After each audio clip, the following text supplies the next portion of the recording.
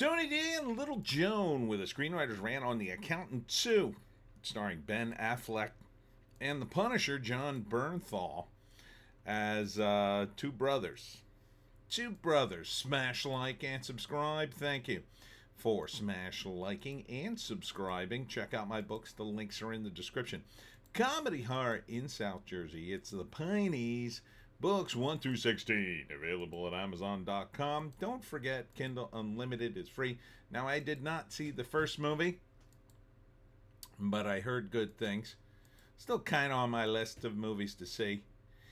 Here, and for those of you who don't know, the premise is Ben Affleck is an accountant to organized crime, or was. In the first movie, I think he gets out of the life. But he's got like OCD, which makes him very exacting, and that's how he's able to survive. This time, a federal agent contacts him to help solve a series of gruesome murders, and then he eventually calls his brother up to help out, and they all team up to solve the mystery and stop the assassin, who is a woman. For some reason. Only in theaters April 25th. Rated R for adult situations. Not sure why they chose a female assassin, and especially one as young as in the movie. I mean, get a picture of her. You can see how young she is. There she is. Yeah, she doesn't look like an assassin. Sorry, no. No. You can't just hire a hot chick for this gig, okay? John Bernthal looks like an assassin, and he is. He is an assassin in the movie. He's like a hitman for organized crime or something. This woman, this actress, I'm sure she's a fine actress, but she doesn't look like a hitman or a hit woman or whatever. You got to get a guy who looks kind of thuggish. And if you're going to get a woman, you got to get a woman who looks kind of thuggish. Again, Gina Carano. I would believe her as a hitman, Ronda Rousey, because they look a little rough. They look like they've taken a few hits to the dome, as they say. So does John Bernthal a little bit. A little bit. You know? You got to get someone who looks the part. So, I still want to see the first Accountant movie. I don't know about the second one. And then they team up with a federal agent who, of course, is a black female woman. Strong, empowered black female woman who goes to criminals for help. I don't know how that quite works. Doesn't seem like a good idea. Yeah, she just looks too wafy for this gig. Too wafy.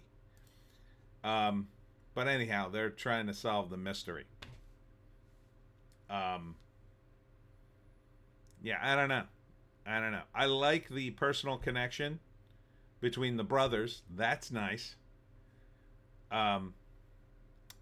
J.K. Simmons is in it. He dies at the beginning of the movie. Just more of an extended cameo thing. I think his murder is one of the murders they're trying to solve. Was he in the first movie? I don't know. So, and he dies. As they're hunting him down, he writes on his arm, "Find the accountant." Because he knows the guys that are about to kill him won't look at his arm, and then later when he's examined, they'll see that note. So, I would probably see this. Assuming the first movie is as good as people said it was. If it was fairly watchable, I'd say, okay, maybe I could watch the sequel as well. I wouldn't go to the theaters for this. This sequel, I don't know. I'm seeing all the red flags of woke. I'm not seeing anything particularly overtly woke. But you know.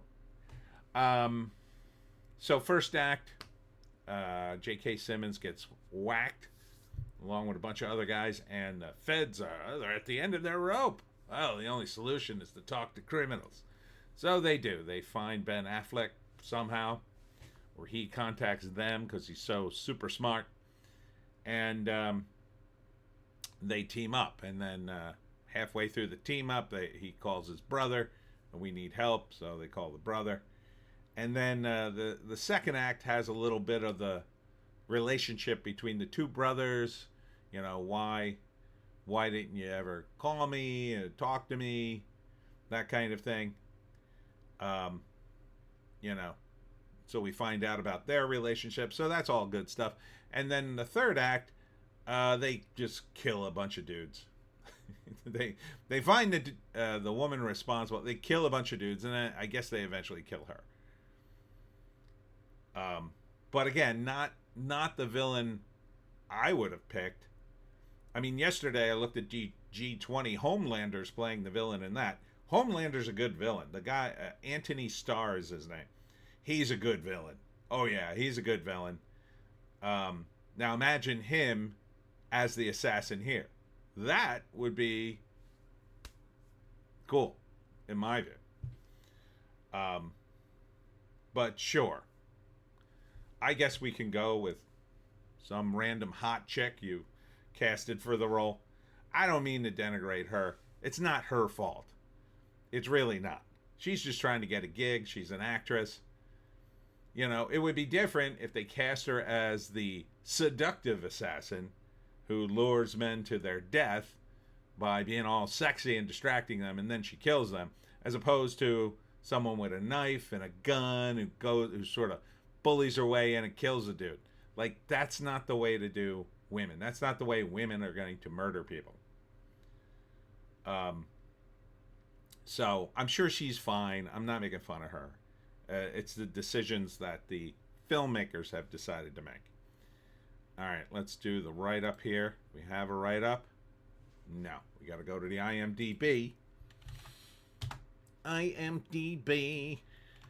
The accountant.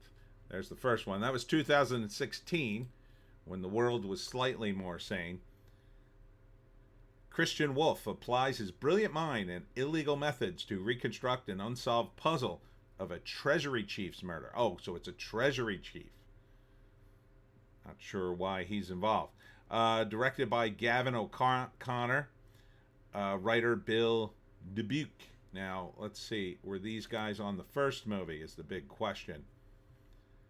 Yes, the director was Gavin. And Bill. Okay, back again. So I would think that this movie's going to be solid enough. Solid enough. So I think if you like the first one, I think you definitely want to go see the second one. All right. Anyhow, that's it for me, Tony D and Little Joan. Check us out on the green site, the orange site, and the black site, the other video sites, for more spicier videos that YouTube won't allow. Next week, I'll be at the Rose Hill Assisted Living Facility at 2 p.m. for my talk on how to hunt the Jersey Devil. Hope to see you there. We'll see you in the next one.